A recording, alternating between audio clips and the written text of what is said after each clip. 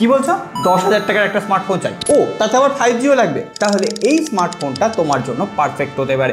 এই স্মার্টফোনটায় এমন কিছু জিনিস আছে যেটা এই প্রাইস পয়েন্টে আর আগে কেউ কখনো দিতে পারেনি। এটা হচ্ছে সদ্য লঞ্চ হওয়া ভিভো T4 Lite। কিন্তু এতে কি এমন আছে যে সবাই এত প্রশংসা করছে? সেটাই আজকে চেক করবো বস। তার আগে বক্সটা তো চেক করে নিতে হবে। বক্স চেক করতে গিয়ে প্রথমেই অবাক হয়ে গেছি। একটা 9,499 টাকা স্মার্টফোনে বক্সের ভেতরে Type-C কেবল, 15 ওয়াটের চার্জার, এর পাশাপাশি একটা টিপিউ ট্রান্সপারেন্ট কেস, আর উপরন্তু স্মার্টফোনটা তো ছিল। আর স্মার্টফোনের ওপর একটা প্রি অ্যাপ্লাইড স্ক্রিন প্রোটেক্টরও রয়েছে। সুতরাং সঙ্গে সঙ্গে দোকানে ছুটে যাওয়ার দরকার নেই। তবে একটা জায়গায় তোমরা ছুটে যেতে পারো, ওই সাবস্ক্রাইব বাটনটার দিকে। এই ধরনের সহজ সরল ভিডিও যদি তোমার ভাষায় চাও তাহলে লাইক বাটনটাও একটু প্রেস করে দাও। আর যারা 10,000 টাকায় স্মার্টফোন কিনবে বলে ভাবছে তাদের সাথে ভিডিওটা শেয়ার করে দাও বস, নাহলে কি একটা ভুলভাল স্মার্টফোন কিনে নেবে, তখন পস্তাবে। যাই হোক, প্রথমেই যদি লুকস আর ডিজাইনের কথা বলি, একদম মিনিমালিস্টিক একটা লুক। তার সঙ্গে সঙ্গে দুটো কালার ভ্যারিয়েন্টে অ্যাভেলেবেল। একটা হচ্ছে টাইটানিয়াম গোল্ড, আর আমার হাতে যেটা রয়েছে সেটা হচ্ছে প্রিজম ব্লু। পাশাপাশি এই ফোনে যে ক্যামেরা মডিউলটা সেটা কিন্তু আলাদা একটা চার্ম প্রোভাইড করছে। যাই হোক, এখানে এক্সট্রা লিকুইড মেটাল টেক্সচার ব্যবহার করা হয়েছে। পেছনের দিকে হালকা একটা প্যাটার্ন, দেখতে অসাধারণ লাগছে। আর পাশাপাশি যে হ্যান্ড ফিলিং সেটাও যথেষ্ট লাইট ওয়েট, খুব একটা ভারী নয়, আর সলিড ফিল হচ্ছে। বক্সি ডিজাইনের একটা স্মার্টফোন। ডিজাইনের দিক থেকে কোনো নাম্বার কাটার জায়গা নেই। উপরন্তু একটা সাইড প্যানেল ফিঙ্গারপ্রিন্ট সেন্সর রয়েছে যেটা ফাস্ট আর অ্যাকুরেট কাজ করছে। যাই হোক, এবার ফোনটা চারপাশে একটু ঘুরে দেখে নিই। ওপরের দিকে একটা স্পিকার গিল রয়েছে, ফোনটার ডান দিকে ভলিউম আপ ডাউন কি তো রয়েছেই, তার সঙ্গে সঙ্গে পাওয়ার অন অফ সুইচ। নিচের দিকে ওহ মাই গড, আজকের দিনে যে বিলুপ্ত প্রায় জিনিসটা 3.5mm হেডফোন জ্যাক এই স্মার্টফোনে রয়েছে। তার পাশাপাশি Type-C পোর্ট, মাইক্রোফোন, আর ফোনটার বাঁ দিকে সিম ট্রে রয়েছে যেখানে দুটো সিম, একটা মাইক্রো SD কার্ড অনায়াসে লাগানো যাবে। এই প্রাইস রেঞ্জে দাঁড়িয়ে ভিভো কিন্তু আমাদের একেবারেই হতাশ করেনি। আরেক জায়গায় ভিভো আমাদের হতাশ করেনি, সেটা হচ্ছে এই স্লিম ফোনে 6000 mAh ব্যাটারি দিয়েছে। ব্যাটারি 15 ওয়াটের চার্জার দেওয়া হয়েছে। আর এই প্রাইস সেগমেন্টে কিন্তু প্রথমবার 6000 mAh ব্যাটারি। সুতরাং যারা ব্যাটারি ক্যাপাসিটিকে বেশি ভরসা করো, মানে একবার ফোন চার্জ দিয়ে 2-2.5 দিন চালিয়ে দিতে চাও, তাদের জন্য এই স্মার্টফোনটা কিন্তু পারফেক্ট হতে পারে। যাই হোক, ব্যাটারি বড় দিলেই তো হবে না, তার অ্যাকচুয়াল স্ক্রিন অন টাইম কত সেটাই ম্যাটার করে। আমরা সারাদিন ইনস্টাগ্রাম রিলস স্ক্রল করেছি, ইউটিউবে বিভিন্ন ধরনের ভিডিও দেখেছি, প্রায় 7.5 থেকে 8 ঘন্টা স্ক্রিন অন টাইম পাওয়া গেছে। এর পাশাপাশি এখানে আমরা গেমিংও করে দেখেছি।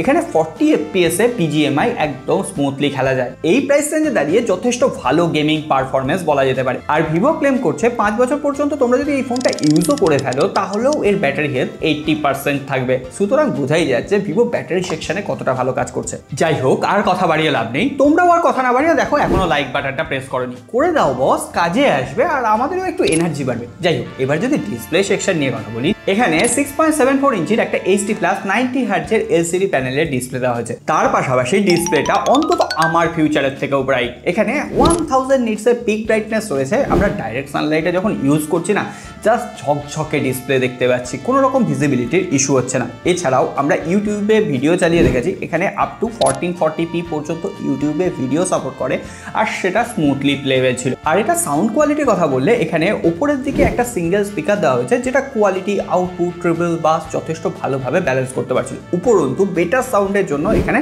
200% ডায়নামিক ভলিউম বুস্টারের সাপোর্ট দেওয়া হয়েছে। যাই হোক, এর ডিসপ্লেতে আর একটা প্রয়োজনীয় জিনিস দেওয়া হয়েছে, UV রানশিল্ড। অর্থাৎ লো লাইটে যখন আমরা স্মার্টফোনটা ইউজ করব তখন চোখের ওপর কিন্তু অতটা স্ট্রেস পড়বে না। যাই হোক, এবার আলাদা করে এই ফোনটা বিল্ড কোয়ালিটির কথা বলতে হয়। এখানে আলাদা করে নজর দেওয়া হয়েছে। প্রথমে IP64 ওয়াটার এবং ডাস্ট রেসিস্ট্যান্ট দেওয়া হয়েছে, ফলে টুকটাক হালকা ফুলকা জলে ছিটে ফোটা লাগলে কোনো রকম অসুবিধার কারণে এর সঙ্গে সঙ্গে SGS 5 স্টার অ্যান্টিফল প্রোটেকশন দেওয়া হয়েছে। অর্থাৎ ড্রপ প্রোটেকশন যেটা বলে, হাত থেকে পড়ে গেলে টুক করে ভেঙে যাবে এই সম্ভাবনাও অনেকটা কম। জেনারেলি এই প্রাইস রেঞ্জে বিল্ড কোয়ালিটিকে সব থেকে বেশি নেগলেক্ট করা হয়, সেই জায়গায় দাঁড়িয়ে এখানে মিলিটারি গ্রেড সার্টিফিকেশনও প্রোভাইড করা হয়েছে। যাই হোক, আর কোনো কথা বাড়াবো না, এই ফোনটা পাওয়ার নিয়ে এবার কথা বলি। মিডিয়াটেকের Dimensity 6300 চিপসেট রয়েছে, যেটা একটা ওয়েল টেস্টেড চিপসেট এই প্রাইস রেঞ্জে অন্তত। এর সঙ্গে UFS 2.2 স্টোরেজ টাইপ, DDR4X র্যামও দিয়ে দেওয়া হয়েছে। যাই হোক, এখানে 3টে ভ্যারিয়েন্টে ফোনটা অ্যাভেলেবেল, 4 128GB, 6 128, এর সঙ্গে সঙ্গে 8GB 256GB ভ্যারিয়েন্টও কিন্তু অ্যাভেলেবেল। যাই হোক, পারফরমেন্স, ডেইলি অ্যাপ্লিকেশন, এমনকি নর্মাল ব্যাঙ্কিং অ্যাপ্লিকেশনগুলো একদম স্মুথলি হ্যান্ডেল করে দিতে পারছিল। তবে এখানে UI অ্যানিমেশন নেই, সেটা মাথায় রাখতে হবে, কিন্তু র্যাম ম্যানেজমেন্ট যথেষ্ট ভালো ছিল। পাশাপাশি এখানে যখন আমরা গেমিং করেছি 240Hz টাচ স্যাম্পলিং রেট রয়েছে, ফলে গেমিং এর সময় একটু অ্যাডভান্টেজ পাওয়া যাচ্ছে। পাশাপাশি গেমিং এর জন্য এখানে আলট্রা গেমিং মোড দেওয়া হয়েছে, ফলে তুমি চাইলে নোটিফিকেশন ব্লক করতে পারবে, কত কতটা সিপিইউ ইউজ হচ্ছে, জিপিইউ ইউজ হচ্ছে সেগুলো দেখতে পারবে। মোবাইলটাকে ক্লিয়ার করে গেমিং এক্সপিরিয়েন্স একদম স্মুথ নিতে পারবে। তার সঙ্গে সঙ্গে ভাইব্রেশন যে ফিডব্যাক সেটাও যথেষ্ট ভালো ছিল। তাহলে এবার এই স্মার্টফোনটার ক্যামেরা সেকশন সেটা নিশ্চয়ই একদম উইক না। এখানেও ডুয়েল রিয়ার ক্যামেরা দেওয়া হয়েছে, 50 মেগাপিক্সেলের প্রাইমারি ক্যামেরা, তার সঙ্গে সঙ্গে 2 মেগাপিক্সেলের একটা বুকে মোড, এর সঙ্গে 5 মেগাপিক্সেলের সেলফি ক্যামেরা। আমি বিভিন্ন লাইটিং কন্ডিশনে এই ফোনটা দিয়ে ছবি তুলে দেখেছি, ডাইরেক্ট সানলাইটে যথেষ্ট ভালো আউটপুট প্রোভাইড করছে। এমনকি যে ব্লার মোড, পোর্ট্রেট ইমেজ সেটাও যথেষ্ট আই ক্যাচে ছিল। হ্যাঁ, এই প্রাইস রেঞ্জ অনুসারে যথেষ্ট ভালো ক্যামেরা, আর পাশাপাশি ডাইনামিক রেঞ্জ যে এক্সপোজার কন্ট্রোল যথেষ্ট ভালোভাবে ম্যানেজ করতে পারছে। আমি ছবিগুলো তোমাদের সামনে দিয়ে দিলাম, তোমরা এবার দেখলেই বুঝতে পারবে যে এই ফোনটার ক্যামেরা আউটপুট কেমনভাবে কাজ করছে। 5 মেগাপিক্সেলের সেলফি ক্যামেরা, সেটাও আউটপুট যথারীতি ভালোই প্রোভাইড করছে, এমন নয় যে খুবই খারাপ ক্যামেরা। সো ওভারঅল যথেষ্ট অলরাউন্ড পারফরমেন্স ক্যামেরার ক্ষেত্রে কিন্তু আমরা পেয়েছি। আর ভিডিও ক্যামেরার কথা বললে এখানে ব্যাক এবং ফ্রন্ট দুটো ক্যামেরা দিয়ে তোমরা 1080p up to 30 fps A video shoot করতে পারবে।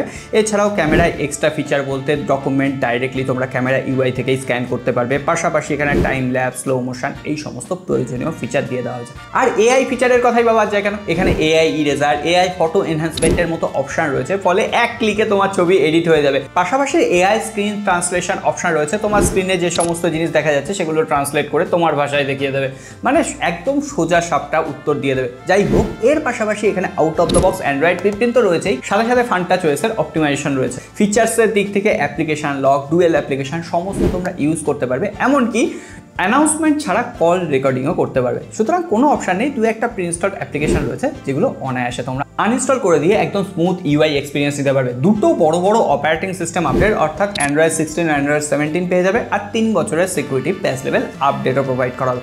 সুতরাং এই ব্যাপারটাও কিন্তু প্রাইস পয়েন্ট অনুসারে যথেষ্ট সেটেল। যাই হোক, অনেক কথাই তো বলে ফেললাম, কিন্তু এই প্রাইস রেঞ্জে সব থেকে বেশি আকর্ষণীয় যেটা হচ্ছে 5G ডিভাইস। আর এখানে 5G VoNR এর পর্যন্ত সাপোর্ট রয়েছে, 5G ফাস্ট ইন্টারনেট অ্যাক্সেস করা যাচ্ছে। এমন নয় যে শুধুমাত্র এয়ারটেল বা জিও কাজ করছে, এখানে প্রত্যেকটা সিমেরই 5G তোমরা ইউজ করতে পারবে কোনো রকম টেনশন ছাড়াই। এই হচ্ছে আমাদের ওভারঅল ভিভো T4 লাইট।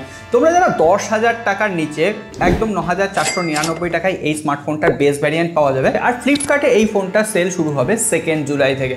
যারা একদম 10,000 টাকার নিচে পারফেক্ট অলরাউন্ডার স্মার্টফোন চাইছো, 5G তো হবেই, তার সঙ্গে সঙ্গে একটা বড় সড়ো ব্যাটারি থাকবে, ফোনটা দেখতে সুন্দর হবে, আর এই ফোনটার বিল্ড কোয়ালিটি বেটার থাকবে, তাহলে এই ফোনটা ছাড়া তোমাদের হাতে আর কোনো রকম অপশান নেই।